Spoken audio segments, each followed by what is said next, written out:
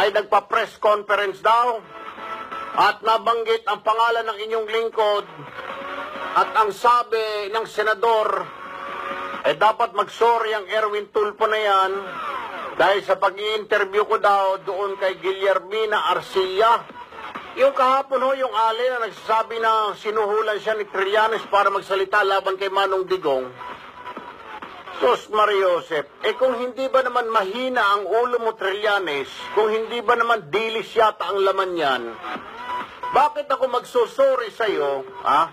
Sino ka ba, ha?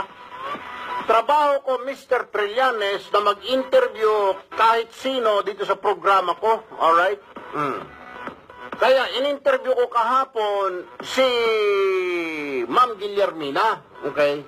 Ngayon, kung nagagalit ka, sinabi mo na sinungaling, buang, etc.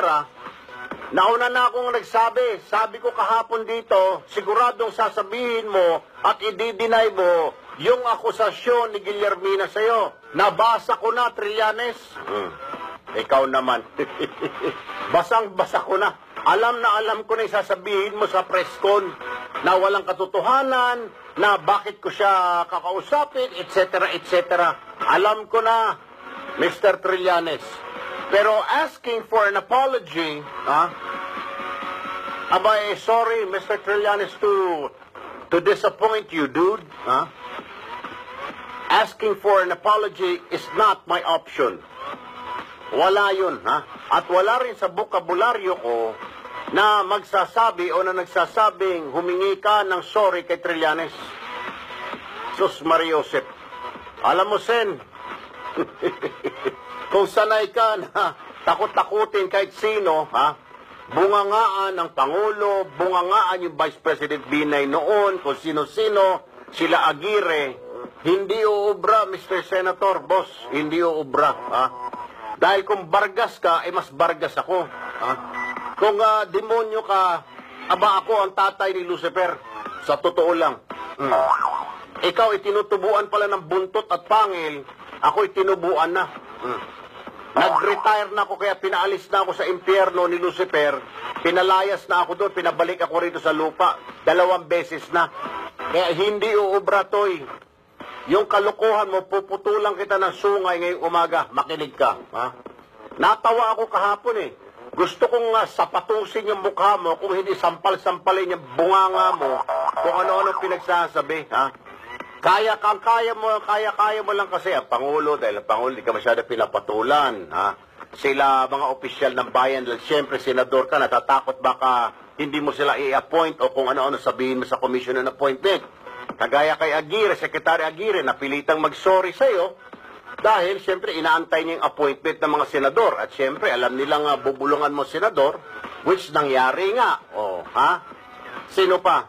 Ako, Senator Trillanes, o Mr. Trillanes na lang, dahil may galang pa ako sa pwesto mo, Ginagalang ko yung sa pwesto mo as senator.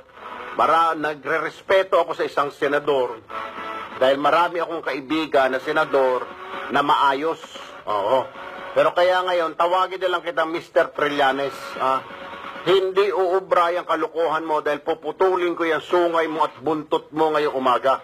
Nagkamali ka ng kakausapin. Nagkamali ka ng tatakot-takutin.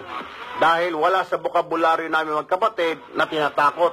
Sa maniwala ka hindi, Trillanes, mukhang hindi mo yata narinig yung mga kwento namin. Kami sanay na sanay sa bugbugan, lagi kami nabubugbog, lagi kaming namumura. Kaya yung mga basher mo, yung mga inuutusan mo, kayo mga dilawan dyan, bash kayo ng bash, hindi na boss tumatalab, Dahil bata pa kami, sanay na kami sa mura, galit, palo, Sanay kami sa bugbugan, sanay yung katawan namin. At saka let me tell you this, Mr. Trillanes, senador ka lang, boss, pasensya ka na, Kung yung dating Pangulo, hindi ko nababanggitin, dinimanda kami pati yung asawa niya. Kung ano-anong ng kaso, kidnapping, robbery, kung ano-ano na. Hindi tumalab, Hindi umabra at hindi kami umatras. Kaya yung sinasabi mong demanda, let me tell you this, Mr. Trillanes, bring it on. At kung gusto mo, sir, tawagan mo rin, iiwan mo dito sa staff ko kay Ivy. Kung gusto mo magpapawis, anytime, give me a call. Or text me, Iwan mo dito kung saan mo gusto. Merong, alam ko, merong fitness first dyan, malapit sa Senado. Pwede dyan.